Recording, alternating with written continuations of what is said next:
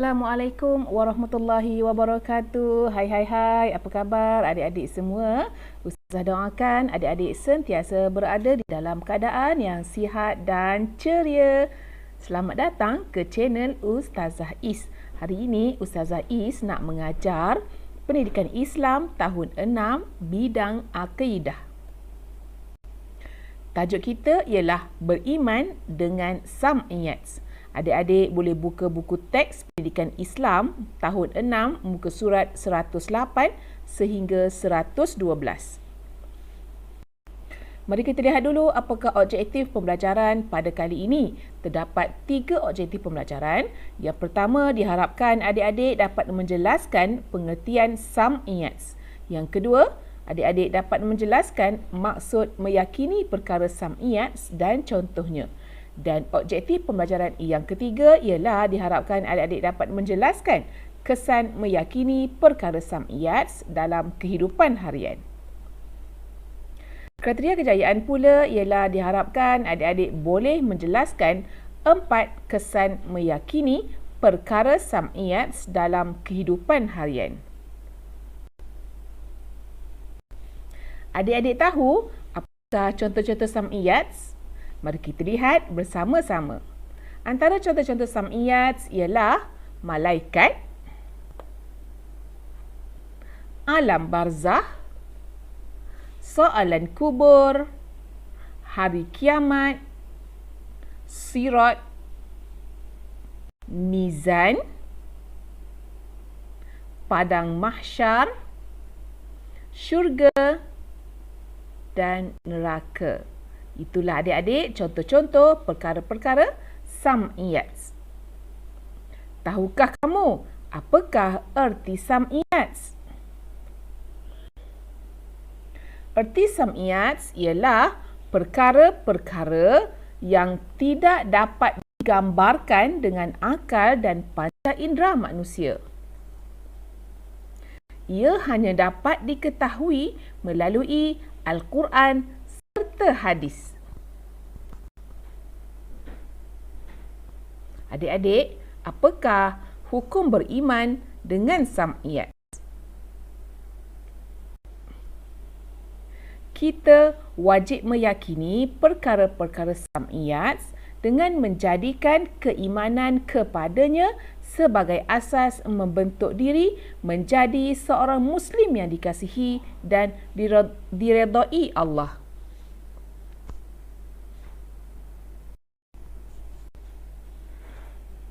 Dalil nakli kewajipan beriman dengan perkara sam'iyat. A'udzubillahi minasyaitonirrajim. Alladzina yu'minuna bil ghaib. Surah Al-Baqarah ayat 3. Maksudnya iaitu orang-orang yang beriman kepada perkara-perkara yang ghaib.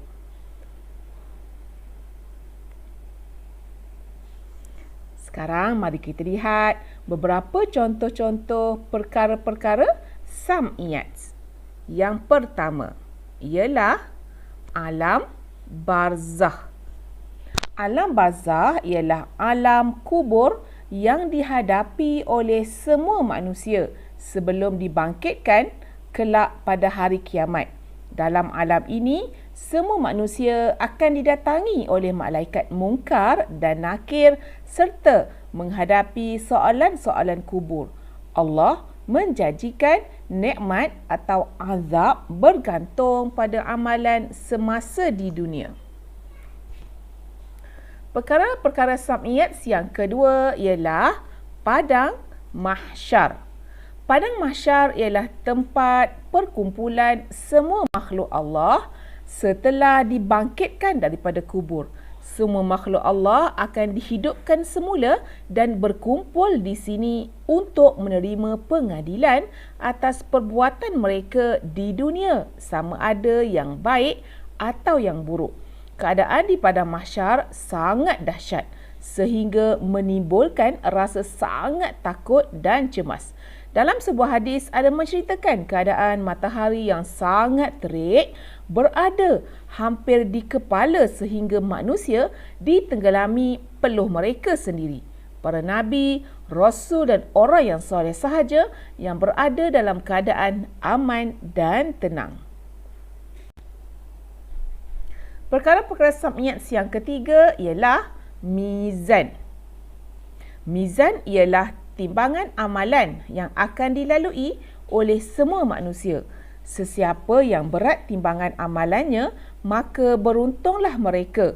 Tetapi jika timbangan amalan mereka ringan, mereka tergolong dalam golongan ahli neraka. Timbangan seseorang itu menjadi berat kerana amalan kebaikan yang dilakukan semasa hidup di dunia. Perkara-perkara sam'iyat yang keempat ialah sirat. Sirat ialah titian yang merentangi neraka jahanam yang akan dilalui oleh semua manusia. Hanya orang yang beriman dan bertakwa sahaja akan berjaya melintasi titian ini dengan selamat untuk menuju ke syurga. Hadis Nabi menggambarkan kepantasan melintasinya bergantung pada amal soleh semasa hidup di dunia. Ada yang melintasinya sepantas kilat dan ada juga yang tidak berjaya melintasinya lalu terjatuh ke dalam neraka. Mereka ialah orang-orang yang mengingkari perintah-perintah Allah. Perkara-perkara sam'iyat yang kelima ialah syurga. Syurga disediakan kepada mereka yang beriman dan beramal soleh. Keadaan syurga itu sangat indah, nyaman dan dipenuhi dengan kenikmatan.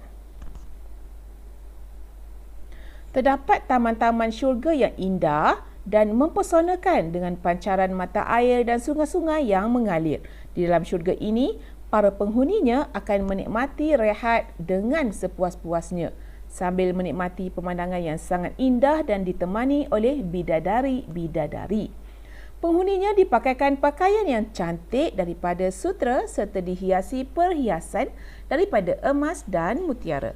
Mereka akan dijamu dengan makanan dan minuman yang lazat serta mereka kekal di dalamnya. Perkara-perkara sam'iyat yang keenam ialah neraka. Neraka disediakan kepada mereka yang tidak mentaati perintah Allah.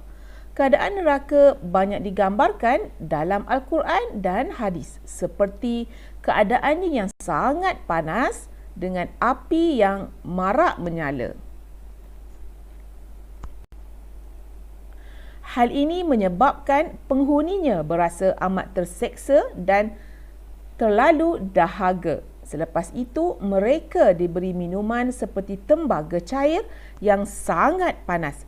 Kepanasan air ini menyebabkan muka-muka mereka hangus terbakar dan ususnya terpotong-potong.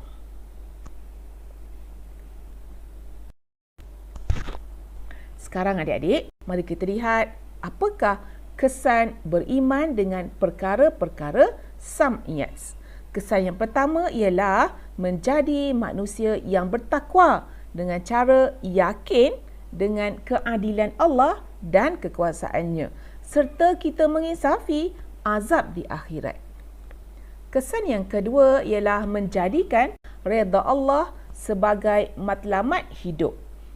Ini akan membuatkan kita menjadikan Al-Quran dan As-Sunnah panduan hidup dan mengisi masa dengan perkara berfaedah. Kesan beriman dengan perkara sam'iyat yang ketiga ialah mentaati perintah Allah dan menjauhi perbuatan dosa. Kita akan istiqamah melakukan ibadah fardu dan sunat. Kita juga hindari maksiat dan sifat yang keji. Kesan beriman dengan perkara sam'iyat yang keempat ialah mendorong seseorang melakukan kebaikan sebanyak mungkin dengan cara membantu mereka yang memerlukan, juga bersikap pemurah dan dermawan. Kesan beriman dengan perkara sam'iyat yang kelima ialah melahirkan masyarakat yang sukakan kebaikan dan menghindari kemungkaran. Ini dengan cara tolong-menolong dalam perkara kebaikan dan bersama-sama mencegah kemungkaran. Alhamdulillah, kita sudah pun tamat dengan tajuk beriman dengan sam'iyat. Diharapkan adik-adik ingat dan faham apakah pengertian sam'iyat dan apakah contoh-contoh perkara sam'iyat.